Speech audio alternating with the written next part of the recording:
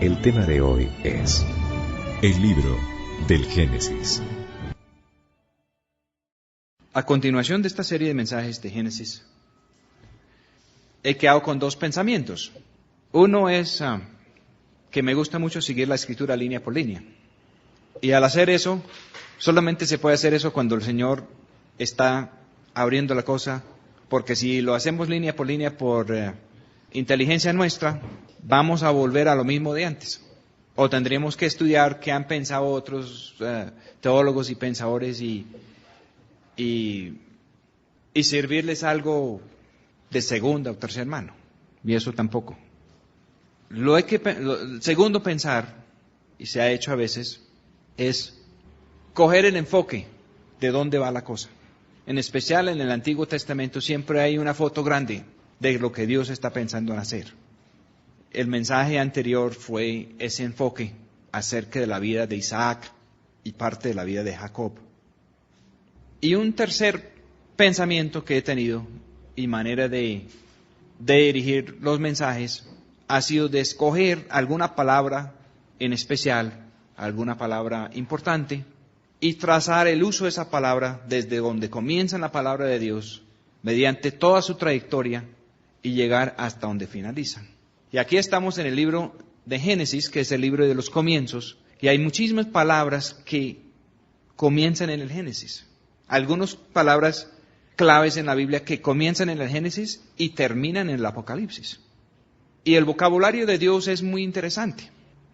El vocabulario de Dios, Él lo puede tener en cualquier idioma de nosotros. Él no está limitado. Hay personas que están aprendiendo hebreo ahorita porque dicen que el hebreo es el idioma de Dios. No necesariamente. Dios puede hablar en cualquier idioma. Y otros que dicen que el verdadero idioma de Dios tiene que ver con el amor de Dios, que ni siquiera se puede expresar en palabras humanas. Pero lo importante de la manera de hablar de Dios es lo que Dios quiere decir con determinada palabra. Y así como el Señor comienza en el Génesis a fijar un valor específico sobre cierta palabra, y esa palabra puede ocurrir en otros idiomas, hay idiomas que usan 2 o 3 palabras para lo que antes era una sola palabra. Así tenemos en inglés. En inglés tenemos 2 palabras donde en español a veces no tenemos sino una sola palabra. Un ejemplo es la palabra justicia. En inglés está la palabra justice, que es literalmente justicia, pero hay otra palabra que es righteousness, que literalmente quiere decir hacer las cosas al derecho, que no la tenemos en español, ni tenemos el equivalente. Esas 2 palabras en inglés son una sola palabra en español. Pero lo importante con el idioma de Dios es que nosotros llegamos a entender qué es lo que Dios quiere decir cuando dice determinada palabra. Aquí en el libro del Génesis, muchas de las palabras claves comienzan aquí, pero comienzan con otro valor. Comienzan en el libro inspirado por el Espíritu de Dios, donde Dios pone un valor diferente a lo que dicen los teólogos y lo que han dicho los hombres a través de muchos siglos. Porque uno de los planes del enemigo es ir quitando la fuerza poco a poco del vocabulario de Dios. La contaminación no entra de una, entra poquito a poquito. Cuando la leche se contamina, al comienzo parece bien, unos pequeños microbios y nadie nota nada. Pero ya a las pocas horas la cosa comienza a cambiar y ya un día, 2 días, 3 días, 8 días después de haber estado contaminado, se van notando los efectos hasta que llega al punto que nadie lo puede soportar. Pero hay un momento cuando está contaminado y nadie sabe. Pero si usted toma de la leche así contaminado, lo va a saber después porque le va a hacer un gran daño adentro. Y así es con muchísimas cosas.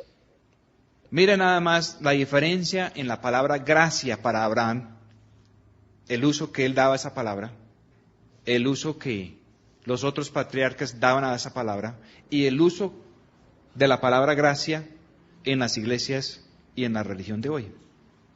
Abraham le decía a Dios que si había hallado gracia con él, que entonces que Dios quedara en su casa y que permitiera que Abraham lo atendiera.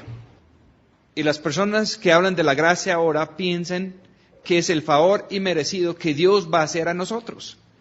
Piensen que hallar gracia con Dios es que nosotros entonces seguimos haciendo cualquier capricho y Dios nos tapa todo y nos perdona todo y nos bendice en medio de semejante corrupción y contaminación en que estamos. Han cogido la palabra gracia y lo han invertido 180 grados. Y si lo hacen con esa palabra, ¿cómo serían con el resto del vocabulario que Dios quiere utilizar en su comunicación con nosotros? La palabra reconciliación. Ahora hablar de reconciliación, todo el mundo entiende una reconciliación. Vamos a llevar este pleito a reconciliación. ¿Qué es reconciliación para ellos? Es buscar una posición intermedio entre dos personas que tienen un pleito. Y eso no es reconciliación en el vocabulario de Dios. Cuando Dios habla de que quiere que nosotros seamos reconciliados con Él, Él está hablando de que Él es recto y Él quiere que nosotros seamos enderezados a la misma rectitud de Él.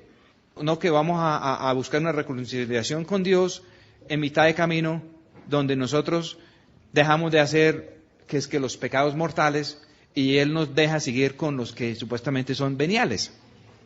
Y eso es lo que muchas personas piensan. Por lo menos lo piensan en su subconsciente hoy en día. Yo he tenido oportunidad en la vida y en la trayectoria de estar en muchísimas reuniones religiosas. Yo no podría decirle en cuántos cultos y cuántos predicas he estado. Seguramente miles. Tampoco les podré contar o contabilizar a cuántas misas he asistido. Si duré casi 10 años trabajando estrechamente con el Padre García Herreros, y si él nos mandaba en la campaña de reconciliación, parroquia por Colombia, donde cuando llegábamos, una de las cosas que teníamos que hacer era predicar en todas las misas de la parroquia, y a veces habían 5 o hasta 6 o 7 misas diarias. Yo duré 10 años que estoy seguro que en promedio asistía a más de una misa diaria durante todos esos 10 años. Y de mínimo, unos varios miles de misas. Yo estoy seguro que prediqué, y mire, prediqué no siendo ni siquiera oficialmente católico, yo estoy seguro que yo he predicado en mucho más de 500 misas, en algunas de las catedrales más importantes del país. ¿Por qué estoy comentando todo esto? Para decirles que las raíces y la trayectoria de la religión no es todo malo. He estado predicando en misas de catedrales llenos de personas, con mucha dificultad para escuchar, donde Dios tocó a muchas personas. Hemos estado en circunstancias muy interesantes, muy interesantes. Hace muy pocos días resulté en una circunstancia con un amigo y fuimos a un evento y preciso en medio del evento había una misa y resultamos nosotros ahí. Y después de una reflexión de unos años me dio la oportunidad de verlo como de otro ángulo. Unas cosas muy interesantes, muy interesantes. Y el sacerdote en esa misa hizo algo que yo no había conocido en ninguna misa. A los que no comulgaron, él de toda forma les habló de una comunión que hay espiritual y directo con el Señor. Y trató de lograr que cada uno tuviera su compromiso directo con el Señor. De no dejar que nadie fuera suelto de ahí. Me pareció muy interesante. En medio de la religión que ha tenido efecto de hombres a través de los años, no podemos negar de que hay personas metidos ahí que están haciendo todo posible para servir al Señor de buen corazón. Los hemos encontrado por muchos lados. Y en medio de un ámbito de Pentecostés, porque toda la iglesia desciende de Pentecostés, de ahí vienen los que ahora se llaman católicos, los que se llaman ortodoxos, los que se llaman evangélicos o protestantes. Todos vienen de esa fuente. Y es una fuente donde la levadura del hombre ha estado metido en un grado o en otro. Pero en medio de todo eso, Dios no mira solamente lo que se está haciendo, sino que Él mira por qué se está haciendo eso. Y solamente Dios puede mirar los corazones de saber por qué se está haciendo eso. Hay unos que están metidos en la misa por unas intenciones y unas razones que son válidas ante Dios. Y hay otras personas que no van a la misa por unas razones que igualmente son válidas ante Dios. Porque solamente Dios mide el corazón. Y lo mismo con los cultos, habidos y por haber. Lo mismo con las vigilias, lo mismo con todas esas otras cosas. Y por eso es que el Señor no nos ha puesto a nosotros de juez para juzgar los corazones de los demás. Nosotros somos responsables por lo que Dios nos ha revelado a nosotros. Un amigo hace poco me dijo que él estaba muy sentido conmigo. Y yo pensé que era algo de verdad grave. Y cuando me contó, casi me suelto la risa, pero no lo hice porque lo que él me estaba contando era muy importante para él. Que había pasado algo con cierto personaje religioso y nosotros no habíamos dicho nada en la emisora de nosotros. Quedó muy sentido. Bueno, nosotros en la emisora queremos ser sensibles a todos, pero no hemos puesto a entrar en ciertos ámbitos donde muchas personas están entrados. Y seguramente nos falta mucho en la emisora, ¿no? Hemos tenido muchas limitaciones, no tenemos noticiero, no hemos podido hacer muchas cosas que todo el mundo hace. Pero ha habido otra especie de noticiero, donde el Señor ha estado hablando de unas cosas que seguramente están a la puerta. Y el que tiene oído para oír, escucha una cosa. Y el que no lo tiene, escucha otra cosa. Y es curioso que hay partes del país donde los pastores evangélicos consideran que nosotros estamos muy errados. Y hay otras partes donde los sacerdotes católicos me han recibido de abrazo. Porque cada uno oye según el estado de su corazón y según la verdadera gracia que Dios está concediendo. La gracia de Dios sí es favor inmerecido. Pero eso es solamente una partecita de lo que es la gracia de Dios. La gracia de Dios también es el poder de Dios para transformarnos a nosotros, para que nosotros no buscamos lo propio, sino que buscamos atender a Dios en lo que Él quiere. Eso es la gracia que halló Abraham. Él halló una gracia de Dios que hizo que él pensaba primero en Dios, que lo que quería el Señor era lo más importante, que atender al Señor era lo más importante. Más adelante aquí en Génesis, a partir del capítulo 30, 31, 32, está toda la odisea de Jacob. Y Jacob tuvo unos problemas serios con su suegro Labán. Y hay un poco de cosas aquí que yo no entiendo perfectamente. Y en toda la Escritura hay muchas cosas que no entiendo perfectamente. Y por eso solamente me atrevo a predicar a medida que el Señor me ha dando la libertad para hacerlo. Porque el resto es muy peligroso. Las iglesias más formales como la católica, la ortodoxa, la iglesia de Inglaterra, son iglesias que tienen cierta parte rígido y se llama liturgia. Y es algo que nadie puede cambiar. Cogió cierta trayectoria, va cambiando porque no siempre ha sido así. Pero es algo que nadie en ningún momento de tiempo tiene la posibilidad de cambiarlo mucho. El sacerdote que está en su misa tiene 2 o 3 opciones que puede emplear, pero la misa tiene cierto formato y él no puede pasar o salir de ahí. Ahora hay misas que carismáticas, etcétera, etcétera. Pero siempre sigue habiendo muchos elementos que para ellos son esenciales. Entonces, escuchando esas cosas, viendo esas cosas, hay cosas que son muy buenas de tener en cuenta y de recordar. Escuchando la misa de la semana pasada, donde el sacerdote decía que María había ascendido al cielo, ¿sí? Y que ella está ahora en el cielo y que es ejemplo de lo que Dios quiere hacer con la iglesia. Sí, me parece cierto todo eso. Hay otras partes donde para mí se les va un poquito la mano y nadie los puede cambiar. Hay la parte donde se habla de hemos pecado en obra, pensamiento, palabra y omisión, y que es por mi culpa y por mi gran culpa. Y hay muchas personas que llegan así y necesitan reconocer su pecado ante el Señor. Y la otra parte que sale es que el Señor Jesús es soberano. Hay una parte en muchas partes de la liturgia donde dice que solamente el Señor Jesús es santo. Entonces, ¿qué hacemos con todos los otros santos? La explicación es que la santidad de cualquiera que haya tenido un ejemplo extraordinario en la historia humana es por la vida de Él y por la verdad de Él. Pero eso queda un poco borroso. Y la persona que está buscando a Dios, Dios los puede encontrar en cualquier parte. En cualquier parte. Si hay gente que ha encontrado con el Señor en partes muy extrañas, ¿cómo no van a poder encontrar con Dios en una misa? Sí se puede encontrar con Dios en cualquier parte. No hay ninguna limitación.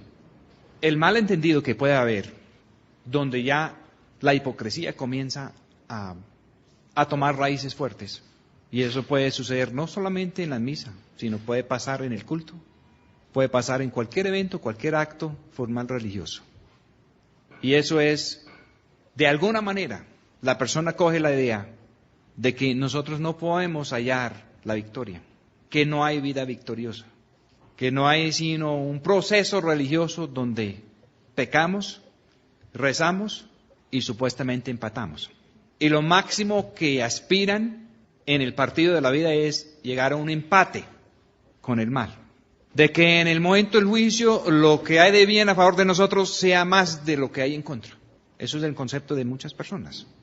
Por lo menos ese concepto que tiene sus raíces en la parte católica produce personas que quieren hacer cosas buenas.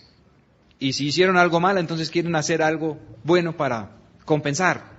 Me parece más peligroso todavía algunos en los ámbitos evangélicos que creen que con una simple oración de ellos todo queda borrado y pueden seguir en su camino contaminado sin necesidad de restitución, sin necesidad de ninguna penitencia, sin necesidad de cambiar su estilo de vida en lo más mínimo. Yo me acuerdo de un señor que tenían ahí enseñándonos de niños en cierto sitio evangélico, y él decía que él pecaba de todas las maneras todo el día y que después, por la noche, él iba y se pegaba un duchazo y después se arrodillaba ahí en la cama y confesaba todos sus pecados y se acostaba siempre limpio. Y sus pecados eran graves porque nos daba muy duro a nosotros los muchachos. Una mentalidad derrotista va de la mano con la hipocresía. Entonces tenemos el ejemplo que da el Señor de el fariseo que llegó al templo hablando de todos los ayunos y todos los actos religiosos que hacía. Y del otro, pobre publicano que llegaba ya menospreciado por el otro y solamente decía, Señor, ten misericordia de mí. La Escritura está enfocada en sacarnos de todos los problemas del hombre y de meternos en la victoria de Cristo. Y no es una victoria solamente de posición, es una victoria real que nosotros podemos experimentar. Los católicos creen en los santos. A veces pensamos que creen demasiado en los santos, pero para mí no creen suficiente en los santos. Porque el verdadero plan de Dios es para que todos nosotros podamos entrar en la santidad de la vida del Señor Jesús. Y que Él puede vencer el pecado en las vidas de todos nosotros. Y entrar en la realidad que tiene Dios no es posible, no importa cuántas misas, no importa cuántos cultos, no importa cuántos mensajes. Aún mensajes como este escuchan. El único que nos puede meter en la santidad es el Señor Jesús. Él sí lo puede hacer. Él puede entrar y cortar con lo viejo y poner lo nuevo en nosotros. El camino de Jacob, aquí en Génesis, es un camino que pudo haber sido el camino de cualquiera de nosotros. Jacob tenía muchas ambiciones. Los errores que él cometió en la vida los pagó caro. Él resultó trabajando prácticamente esclavo por 7 años para conseguir la mujer que amaba, y después de todo eso resultó con otra, porque el suegro lo engañó. El suegro Labán tiene un nombre muy interesante. Labán quiere decir blanco. Y hay unas cosas que parecen ser blancas que en realidad no son tan blancos. Es muy interesante que en el Apocalipsis, en el capítulo 6, el caballo que simboliza lo que Dios quiere hacer con nosotros es un caballo negro. Porque para nosotros, cuando tenemos ambiciones como Jacob, y todos los hemos tenido, los caminos de Dios no se ven blancos para nosotros, se ven negros. Porque nosotros tenemos en nuestro estado natural invertido el juicio. Mucho de lo que nosotros pensamos que está bien, no está bien. Mucho de lo que nosotros pensamos está mal, no está mal. Nosotros pensamos que para ir en el camino de Dios, a la manera de Dios, que sería muy mal hacer eso porque vamos a perder mucha autonomía y vamos a perder mucho placer. Y resulta que el camino de Dios es el único sitio donde verdaderamente hay autonomía y placer. Para el hombre natural, Dios mora en la densa oscuridad y no podemos percibirlo. Pero desde perspectiva de Dios, eso que nos parece a nosotros como tinieblas y terrible oscuridad, detrás de un velo donde nadie puede ver, allá es donde está la gloria y la luz Shekinah de la verdadera presencia de Dios. Viéndolo desde el punto de vista de Dios, es una cosa. El pueblo de Israel lo experimentó saliendo de Egipto. Por un lado, era una cosa, y ellos tenían iluminado el camino, y el Señor, la presencia de Dios iba adelante como una antorcha, como una columna de fuego. Y los egipcios que lo estaban persiguiendo detrás no veían sino tinieblas y densa oscuridad, hasta que cayeron en la trampa del Mar Rojo. Diferentes maneras de percibir las cosas. Si nosotros percibimos lo de Jacob a la manera de los hombres, no podemos entender por qué es que Dios escogió a Jacob. De pronto Abraham sí, de pronto Isaac sí, pero Jacob demoró en aprender los caminos de Dios. Y fue un camino que para nosotros mirar es muy, muy extraño. Resultó con 2 mujeres. Y si eso no fuera suficiente, las 2 mujeres se ponen en guerra sobre quién puede tener más hijos. Y la bien amada Raquel era una mujer estéril. Entonces entregó su sierva a Jacob para tener hijos así, y la otra no se iba a dejar ganar y entregó la de ella también. Y Jacob, que se sacrificó 7 años supuestamente por la mujer que quería, resultó metido en una situación con 4 mujeres. Y todas comenzaron a tener hijos. Y no solamente eso, sino que esos 12 hijos que resultaron ahí, resultan ser los patriarcas, columnas del pueblo de Israel, que es el pueblo de Dios. Esos son unos comienzos un poco difíciles para nosotros comprender. Y en medio de todo eso, la una está haciendo una estrategia, la otra está haciendo otra estrategia, y dice que Dios se acordó de fulana y después de sutana, y Dios mismo estaba ahí metido en todo ese paseo. Y si no tenemos cuidado, podemos juzgar mal aún al mismo Dios en estas cosas. Una cosa que queda muy claro a través de toda la historia sagrada es que Dios nunca ha querido armar una inquisición. Él nunca ha querido ser dictador ni tirano. No solamente ha respetado la voluntad del hombre y las consecuencias de la voluntad del hombre, sino que Él ha entrado a obrar con el hombre entre ese marco sin violar la soberanía individual que ha puesto en cada uno de nosotros. Cuando la pelea tan terrible al final de Jacob, que pensó que estaba luchando con un varón, y luchó toda la noche y venció, y resulta que estaba luchando con Dios, y cuando se dio cuenta, se llenó de temor a Dios. Y puso un nombre especial al sitio, Peniel, y salió de allá dando gracias a Dios por estar vivo, porque luchó. Ellos pensaban que la sola presencia de Dios los podía matar, y era verdad. Y no solamente eso, sino él, por no saber lo que estaba haciendo, luchó toda la noche con Dios y venció a Dios. Lo único que le salvó fue que tenía agarrado a Dios y no quería soltarlo sin la bendición. Y la única manera de bendecirlo a él era dañar su caminar así como iba. Y salió con el nombre de Dios. Y Dios salió de allá y después utilizó el nombre de Jacob. Fue un intercambio lo más de interesante. Muy, muy interesante. Muchas, muchas lecciones. Y no tenemos tiempo para todo eso. Labán, que supuestamente era de la herencia, de la raza de los que adoraban al verdadero Dios, cuando viene la separación de caminos. Raquel, que es que lleva hurtado los dioses de Labán. Imagínense. Y Jacob pronuncia sentencia de muerte sobre la persona que había hecho eso. Y preciso, Raquel muere en el camino a Belén. No llega a Belén. Ahí habían problemas con muchas personas. Todos tenían su lío. Y Dios estaba obrando. Y hay una foto increíble que nos puede servir a todos nosotros. De cómo es que en medio de todo lo nuestro, cuando hay el deseo de buscar verdaderamente la bendición de Dios, en medio de tantos líos, en medio de tantos problemas, en medio de tantas injusticias, en medio de tantas equivocaciones, y Dios por fin se dejó hallar por Jacob. Y Jacob agarraba a Dios y no estaba bien seguro de qué era lo que tenía, hasta después.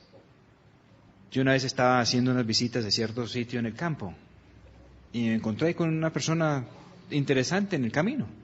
Y en el momento no me di cuenta quién era. Y si en este momento les contara quién era, no me van a creer. Pero me di cuenta solamente después quién era en realidad. Pero con Jacob y los patriarcas sucedían cosas aún más interesantes, porque dice que Jacob iba saliendo allá huyendo y llegaron que los ángeles de Dios a recibirlo. Y después él resultó peleando con lo que él pensó que era un varón y en realidad era el ángel del Señor. Cuando nosotros vamos por nuestro camino diario, ¿con quiénes estamos encontrando?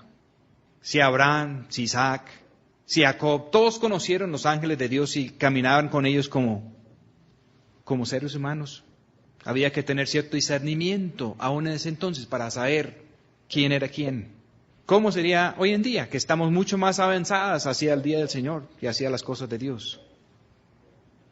Y nosotros muchas veces nos damos cuenta de las cosas ya demasiado tarde para rectificar nuestro comportamiento.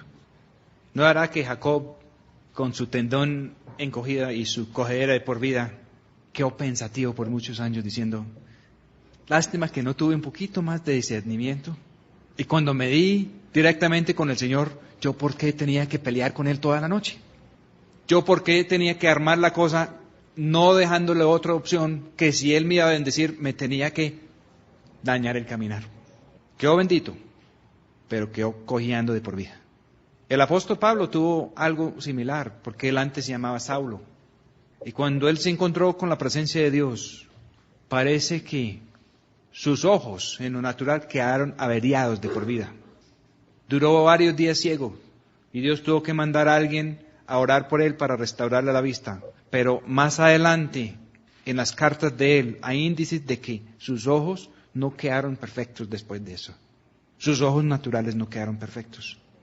Su vista espiritual mejoró notablemente.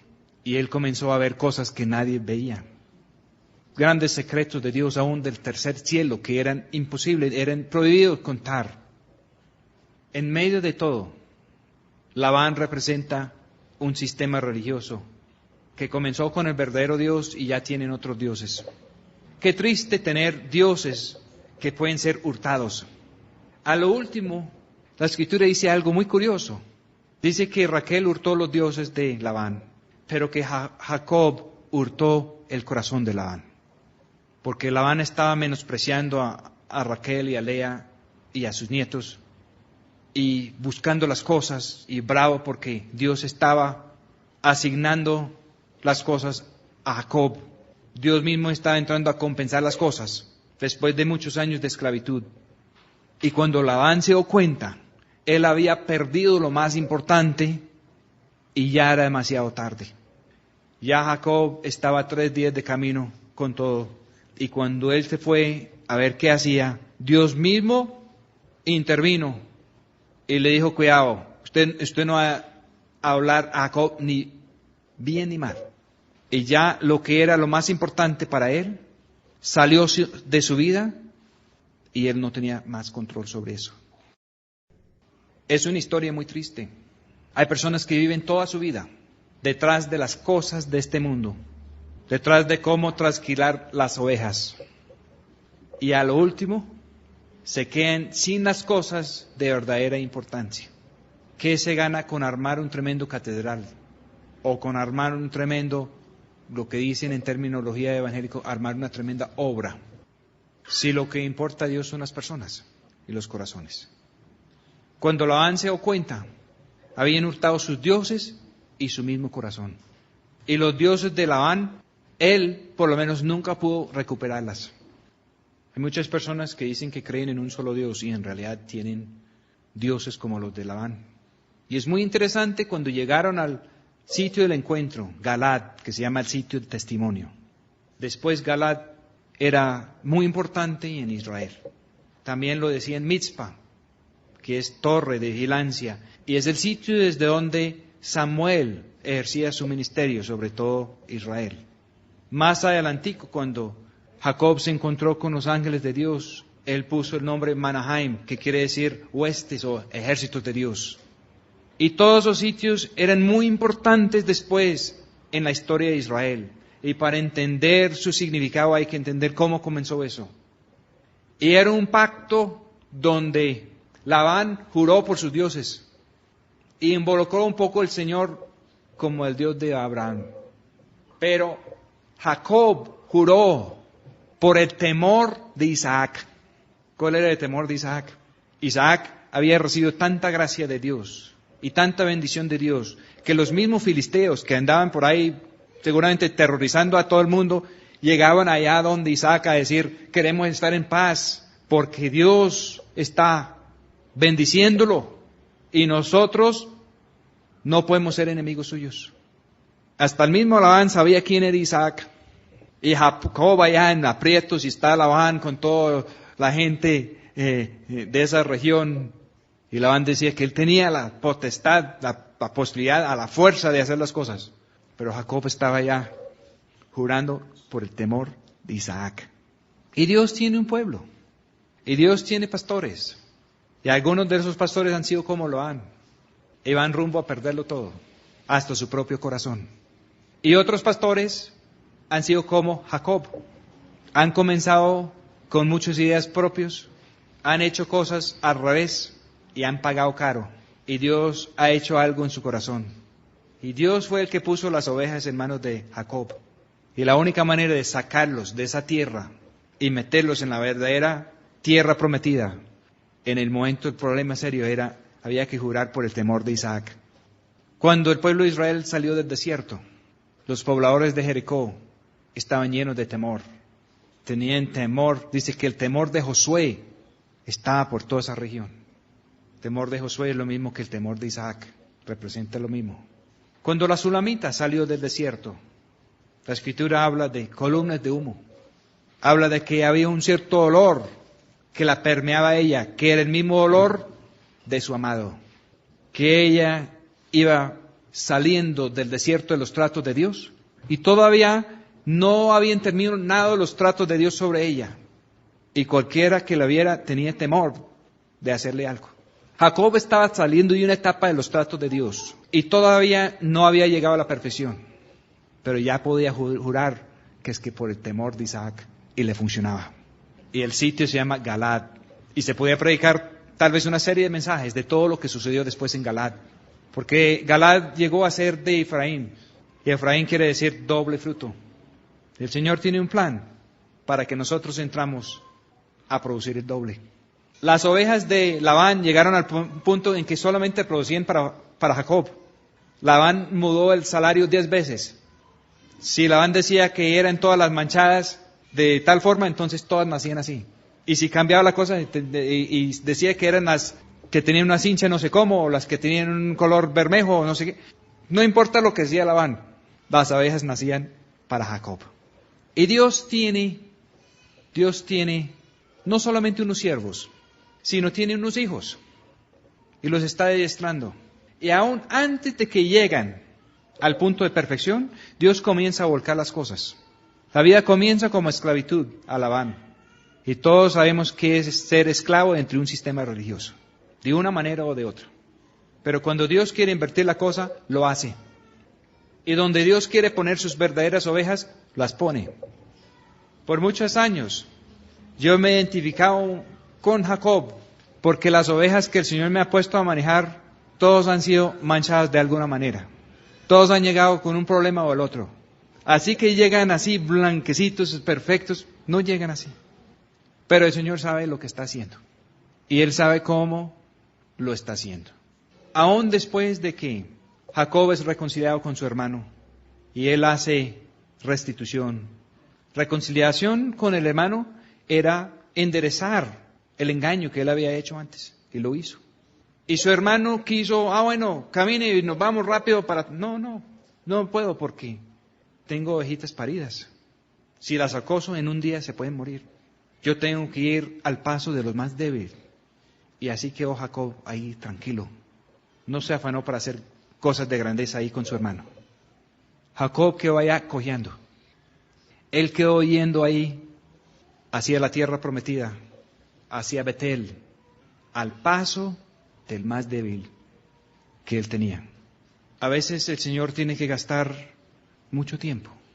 Y como lo comprobó Jacob, el Señor a la fuerza no doblega nuestra voluntad y nuestra decisión. Tiene que haber un cambio voluntario. El Señor sí puede emplear muchas circunstancias. Y Él puede obrar por medio de todos los errores de nosotros y en medio de todas las injusticias que Labán y los que son como Labán hayan podido aplicar con nosotros. En medio de todo eso, en medio de lo que nos parece ser un desastre de situaciones difíciles, Dios habla a Jacob y le dice, vuelva a su tierra y a su natural. Usted es nacido de la familia de Isaac, de la familia de Cristo. Ya estaba aprendiendo aquí, pero ahora es tiempo de regresar a donde es su verdadera naturaleza. Muy interesante, muy interesante.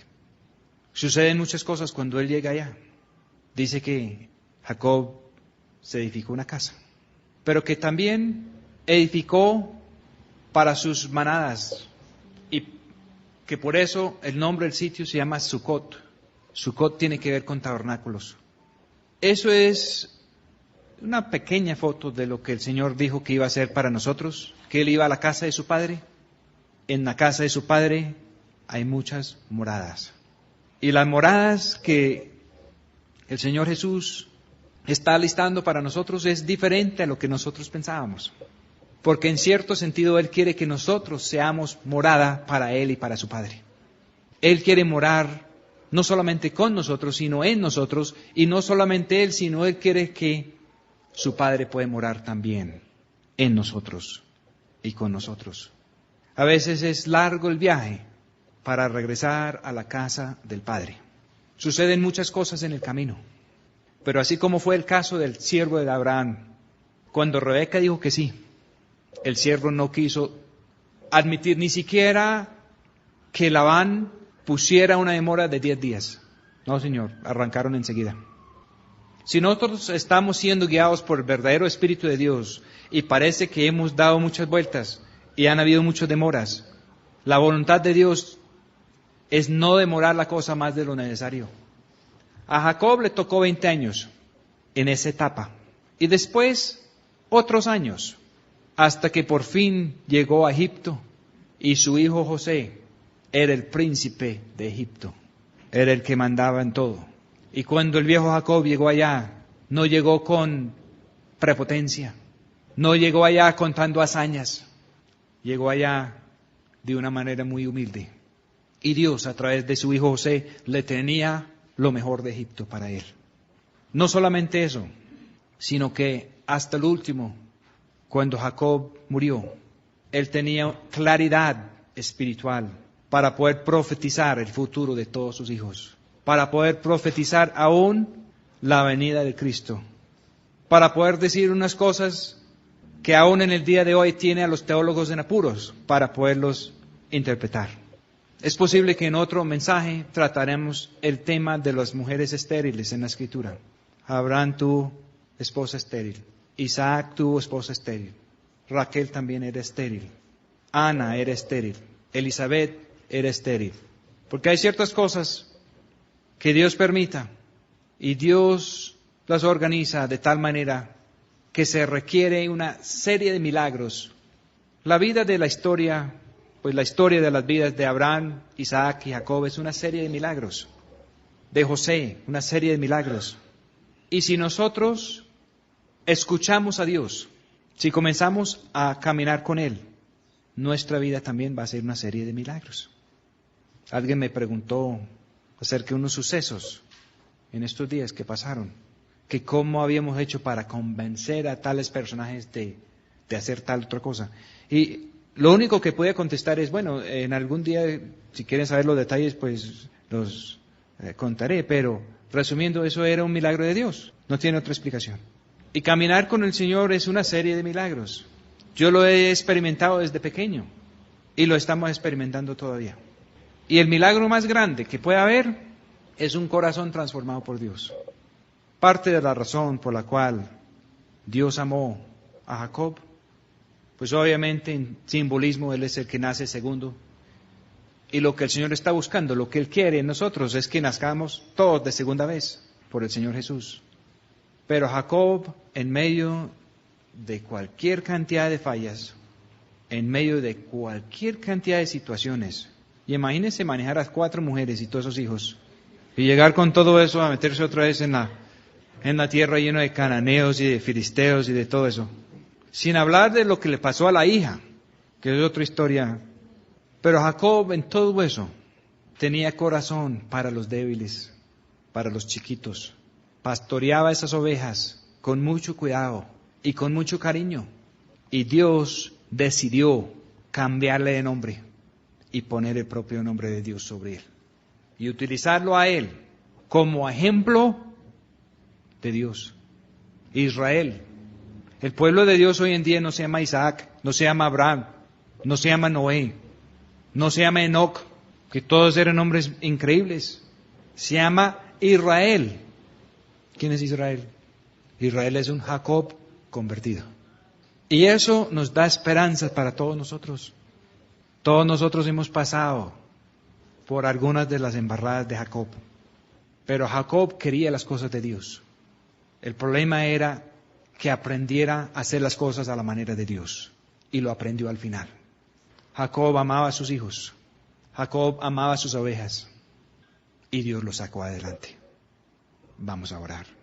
Señor, te damos muchas gracias por esta lección tan importante de Jacob, donde está tan claramente demostrado, Señor, que la gracia suya, la bondad suya, con Jacob podría ser con cualquiera de nosotros.